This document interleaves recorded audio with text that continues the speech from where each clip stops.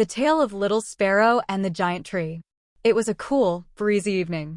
The sun had begun its descent, casting a warm, amber glow across the living room. In the corner, the fireplace crackled softly, filling the space with a comforting warmth. The children, Sam and Lily, sat cross-legged on the floor, eyes gleaming with anticipation, knowing that tonight their father, Mr. Roberts, would tell them a story.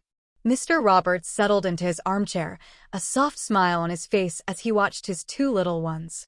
He loved these moments, the times when his children were all ears, hanging on every word he said.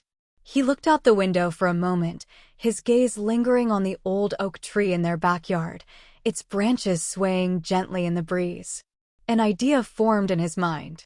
With a slight nod, he began. "Once upon a time," he said, his voice deep and soothing, "in a beautiful green forest, there lived a tiny sparrow named Pip.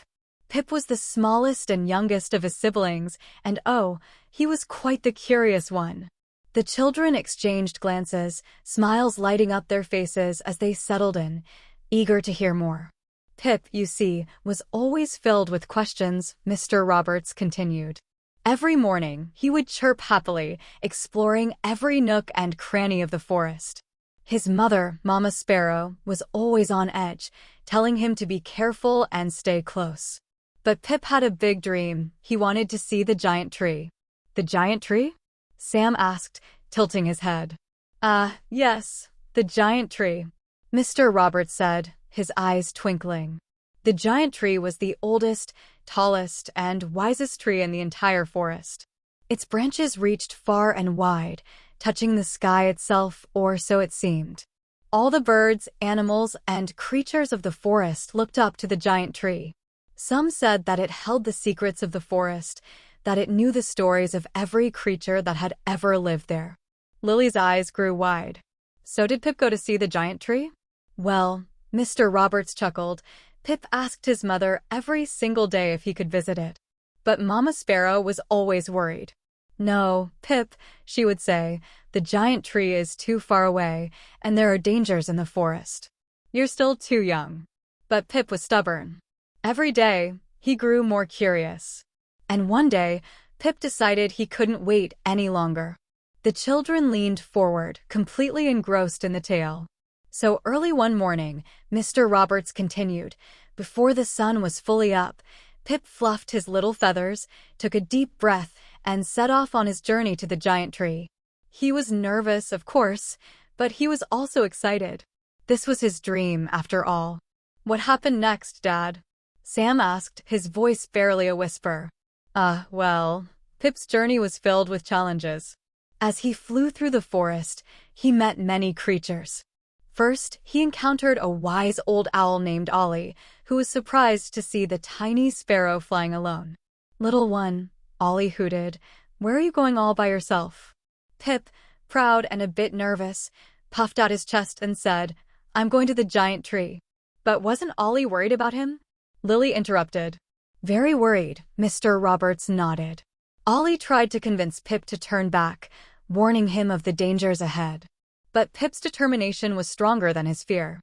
So Ollie sighed and said, "Well, little one, if you must go, remember this. Keep your eyes open, your heart brave, and your mind wise." Pip thanked Ollie and continued on his journey.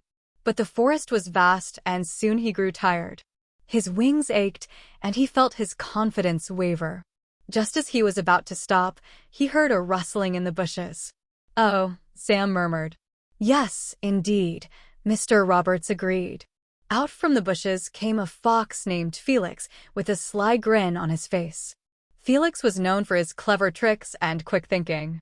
He spotted Pip and thought to himself, "What a tasty little snack." But Pip, remembering Ollie's advice, was alert. He greeted Felix and said, "Hello, Mr. Fox. I am just a small sparrow, not much of a meal, I assure you. I'm on my way to see the giant tree." Felix, surprised by the sparrow's bravery, tilted his head and asked, "And why would a tiny bird like you want to see the giant tree?"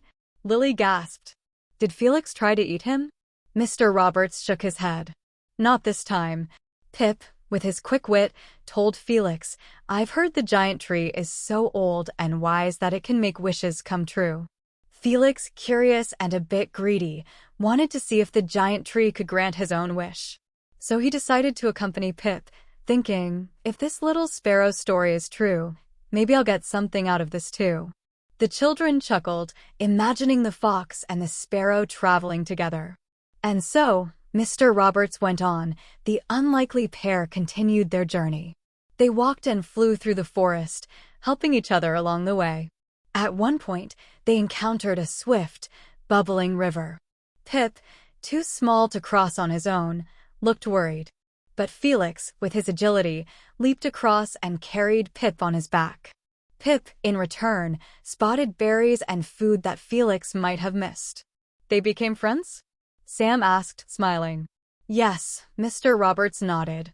Through their journey, they learned to rely on each other.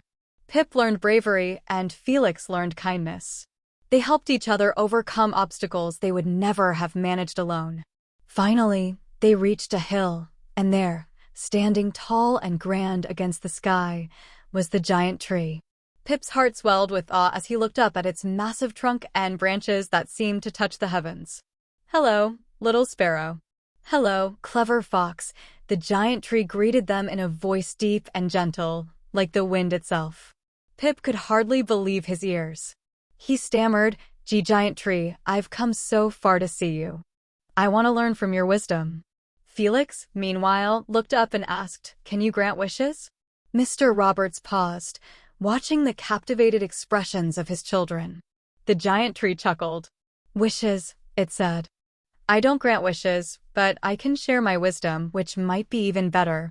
Pip was a little disappointed, but he listened closely. The giant tree told them stories about patience, kindness, and the importance of helping one another. Pip realized that the journey itself, the friends he made, the courage he found, was more valuable than any wish. "And Felix?" Lily asked. Felix learned that true happiness comes from friendship and kindness, not trickery or selfish wishes. The giant tree told him, "Remember, Felix, the world will treat you the way you treat it. Be kind, and kindness will find you." Felix thought about this for a while, and he realized he had found a friend in Pip, something he never expected. Mr. Roberts looked at his children, his voice softening as he neared the end. When it was time to return home, Pip and Felix said goodbye to the giant tree and started their journey back, but this time, they walked together as friends. Pip returned to his family, who were so happy to see him safe, and Felix continued to wander the forest, but now with a kinder heart. The children sat in silence for a moment, digesting the story. Finally, Sam spoke up, his eyes thoughtful.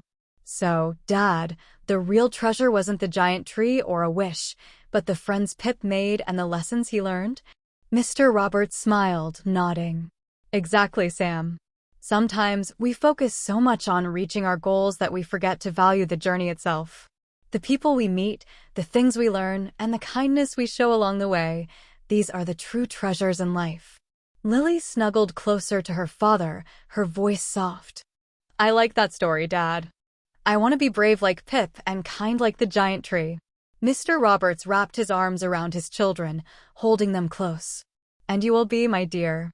You already have everything you need, bravery, kindness, and a heart full of love."